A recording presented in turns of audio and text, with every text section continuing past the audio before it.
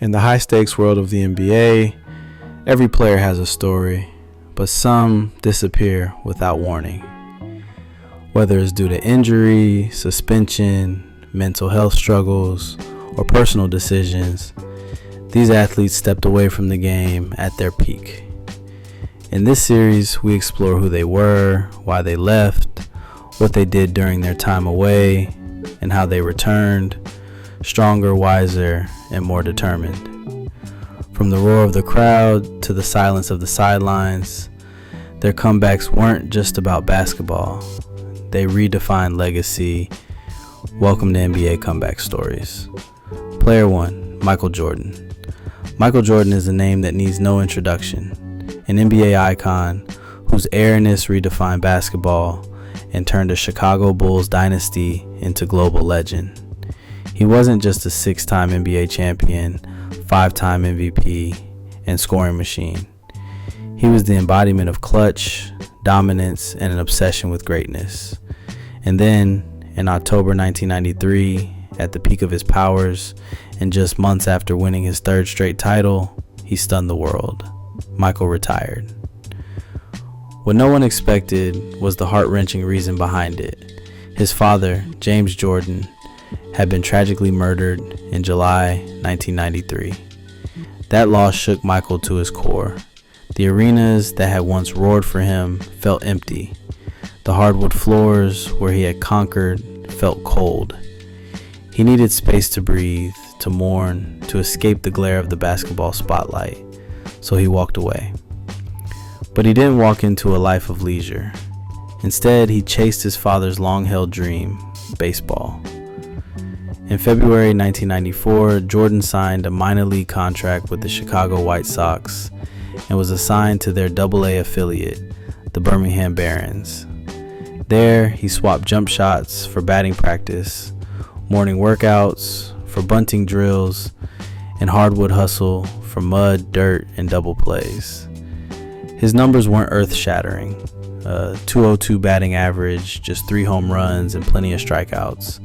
But Michael approached every at-bat, every practice, and every ground ball with humility, determination, and pure grit. He ran bases hard. He stretched himself mentally and physically. He honored his father's love of baseball with each swing. The world watched in fascination. Some critics scoffed, others admired, but Michael remained focused, refusing to hide behind his celebrity. His 2 years in the minors were a public lesson in humility and an emotion-laden tribute to his father's memory. Then came March 1995. On the afternoon of March 18th, cameras clicked and reporters scribbled as Michael strode into the Bulls practice facility. The Chicago sun streamed through, bounce passes echoed off the hardwood, and the stage was set. Michael looked around, paused, and said only 2 words: "I'm back." The hijinks of the baseball days had hardened him, sharpened him, and fueled the fire that now burned brighter than ever. In the closing games of the 1994-95 season, he was still finding rhythm, but once the playoffs began, the future Hall of Famer soared. He soared like a man with nothing left to prove, but everything to give. Then came the summer of 1996, and the Bulls unleashed one of the greatest seasons in NBA history. 72-10, dominance personified. That season ended with a championship, and then in 1997 and 1998, Michael and the Bulls struck championship gold twice more, three-peat redux. Michael took Finals MVP honors each time, closing the circle of his Chicago journey with 6 titles total, 3 before his departure and 3 after his return, and forever etching his name beside names like Russell, Chamberlain, Bird, and Magic. But beyond the trophies, Michael's return deepened his legend. He showed us what it means to face deep grief, to step away, to hit reset, and to come back even stronger. He turned setbacks into fuel, grief into motivation, baseball swings into hardwood rings. In doing so, he didn't just chase a title. He rewrote the narrative of resilience and redemption. Generations of athletes after him, Kobe, LeBron, Durant, have referenced his work ethic, his mental toughness, and his competitive fire as their North Star. His line, "I'm back," has become shorthand in sports and popular culture for comeback, second chances, and unbreakable will. Off the court, Nike's Air Jordan empire exploded to global superstardom post-comeback, redefining sneaker culture, fashion, and athlete branding. Every pair of Jordans sold continues to echo that return. The man who left and came back to rule once more. Today, years after he finally departed the game for good, Michael Jordan remains more than a basketball star. He's a symbol of resilience, redemption, obsession, and transcendent greatness. His story tells us that no loss is permanent, no setback final, and no retirement irreversible. Not if you can believe, grind, and come back to dominate. That's the evergreen legacy of Jordan's return. A template for greatness, a testament to human spirit, and an inspiration for all who dream to rise again after falling. In the pantheon of sports stories, few comebacks are as complete, as mythic, or as inspiring. And Michael Jordan's March 1995 return stands at the summit of them all. Player 2, Magic Johnson. Magic Johnson was one of the brightest stars the NBA had ever seen. An electric point guard for the Los Angeles Lakers who dazzles fans with his smile, creativity, and leadership. With 5 NBA championships, 3 MVPs, and countless highlight moments, Magic wasn't just a basketball player. He was a global icon, loved for his joyful personality and winning style. But in November 1991, the world was shocked when Magic announced he had tested positive for HIV and was retiring from basketball immediately. At that time, HIV was heavily misunderstood. Many thought it only affected certain groups, and most people believed it was a death sentence. Magic's diagnosis didn't just end his basketball career, it shattered those false ideas. He was young, healthy, married, and straight, and suddenly HIV had a new, very public face. But instead of hiding, Magic stepped forward with courage. He started the Magic Johnson Foundation to raise awareness, promote safe sex, offer HIV testing, and fight the stigma that surrounded the disease. He began speaking publicly about HIV and using his platform to educate others. He appeared on television, joined national health panels, and became one of the most powerful voices in the fight against AIDS. He also didn't stop working. While he stayed off the court, he stepped into new roles, hosting a late-night talk show, briefly coaching the Lakers, and building a business empire focused on empowering underserved communities. He opened movie theaters, coffee shops, and retail stores in neighborhoods that had long been overlooked, proving that you could be successful in business while also doing good. Then in 1996, something amazing happened. Magic came back. At age 36 and 5 years after his diagnosis, he returned to play for the Lakers in the 1995-96 season. He only played 32 games, but that wasn't the point. His return was a powerful symbol that people with HIV could still live, work, and compete at the highest levels. Fans cheered, players respected him, and people living with HIV found new hope. Magic didn't return to chase records. He came back to send a message. Life wasn't over. His comeback wasn't just about basketball. It was about rewriting what it meant to live with HIV. Thanks to advancements in medicine and Magic's high-profile leadership, the conversation around HIV began to shift. He showed the world that people could manage the condition, stay healthy, and keep moving forward with dreams, goals, and family life. Over the years, Magic Johnson's impact only grew.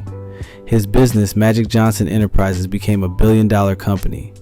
He invested in major sports teams like the Los Angeles Dodgers and Washington Commanders.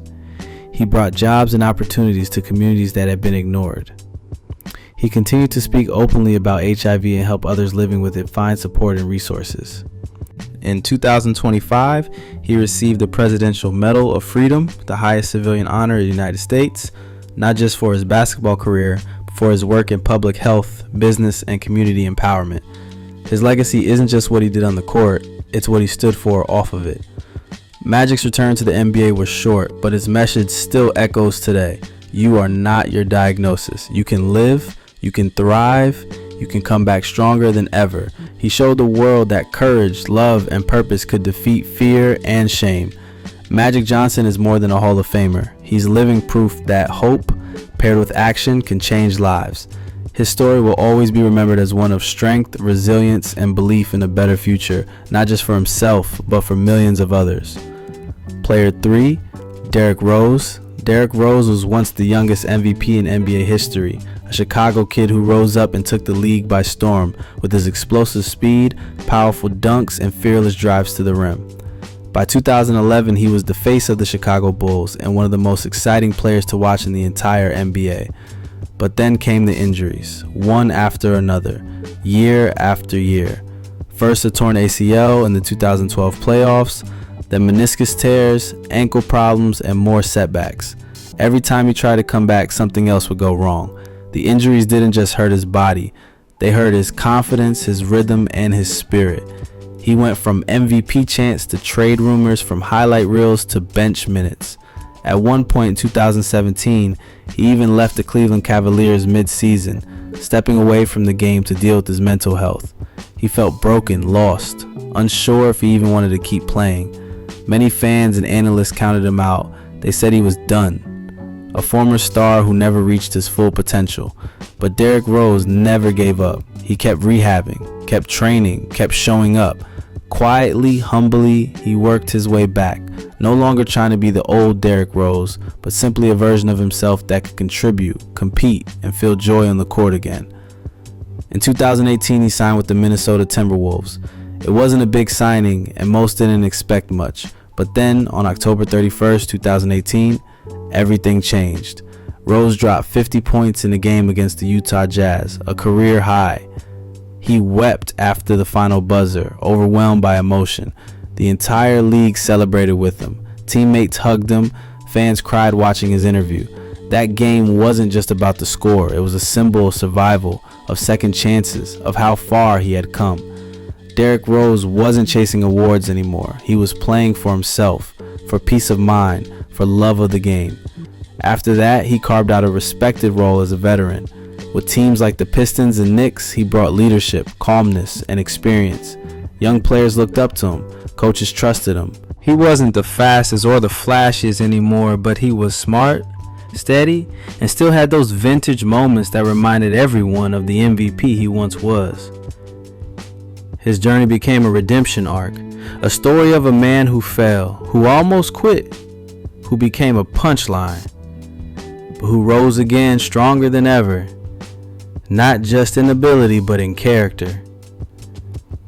Today, Derrick Rose is seen as a symbol of resilience. His career may not have followed the path everyone imagined, but in many ways, it became something even more powerful. He inspired millions of fans who've battled injury, mental health struggles, or self-doubt. He showed that it's okay to break and it's possible to heal. Once an MVP, later doubted by many, Derrick Rose's return made him something even greater. A survivor, a mentor, and a man who earned back his respect, one step at a time. Player 4, Chris Anderson, Birdman. Chris Anderson, known to fans as Birdman because of his wild hair, tattoos, and high-flying dunks, was one of the most colorful and energetic players in the NBA. He brought intensity, hustle, and highlight blocks to every game. But in 2006, everything came crashing down when he was hit with a 2-year ban from the NBA for violating the league's drug policy. It wasn't just a suspension. It was a total ban. He couldn't play, couldn't practice, couldn't even be near a team facility. Many thought his career was over. He was lost, confused, and forced to look in the mirror. But instead of sinking deeper, Chris made a choice to turn his life around. He stayed clean, followed the league's recovery program, and slowly began to rebuild. It wasn't easy. He had to earn everything back: his health, his confidence, his trust. But he kept pushing. He worked out, stayed focused, and waited for his chance. In 2008, that chance came when the NBA reinstated him, and he was picked up by the Denver Nuggets again. Fans welcomed him back with open arms. His energy was infectious, and he became a fan favorite all over again. He blocked shots, threw down alley-oops, and brought life to every team he joined. But it wasn't until he signed with the Miami Heat in 2013 that Birdman truly found his second act. Joining forces with LeBron James, Dwayne Wade, and Chris Bosh, Anderson accepted a smaller role but made a huge impact. He became the team's enforcer, a rim protector, rebounder, and emotional spark plug. His effort never went unnoticed. He dove for loose balls, flew in for blocks, and played every minute like it was his last. That same year, the Heat won the NBA championship, and Birdman was right in the middle of it. He showed the world that no matter how low you fall, you can rise again. His story proves that redemption is real, that second chances matter, and that with hard work and heart, even the wildest flight can end in something beautiful. Birdman didn't just come back, he soared. Player 5. Lance Stevenson. Lance Stevenson was always one of the most entertaining players in the NBA, not just for his skill, but for his personality. With flashy handles, strong drives to the basket, and hilarious on-court antics, like blowing in LeBron James's ear during the playoffs, Lance became a fan favorite, especially with the Indiana Pacers. But after bouncing around to multiple teams, his performance became inconsistent, and soon he found himself out of the league. There was no injury, no big scandal, just a slow fade. One season, he was playing big playoff minutes, and the next, he was off rosters completely. Still, Lance didn't quit. He took his talents overseas to China, where he stayed in shape, worked on his game, and kept his name alive. He later returned to the G League, battling younger players and trying to prove he still belonged in the NBA. His journey became one of patience, humility, and quiet determination. While the cameras weren't on him, he never stopped working or believing in his comeback. And finally, in 2021 and 2022, that belief paid off. Stevenson signed 10-day contracts with the Atlanta Hawks, and more notably, the Indiana Pacers, his original NBA home. When he stepped back on the floor in a Pacers jersey, the crowd erupted. It was like he had never left. Fans didn't forget the passion, the grit, or the flair he brought to every game. And he didn't disappoint. In one game, he dropped 20 points in a single quarter, flashing the same electric energy that once made him a breakout star. His return wasn't about chasing MVPs or big contracts. It was about love for the game and a hunger to compete. Even on short deals, Lance brought leadership, defense, and that old school edge to the locker room. He showed that it's never too late, and even when the league moves on, there's always a way back if you stay ready. Today, Stevenson is remembered as more than a meme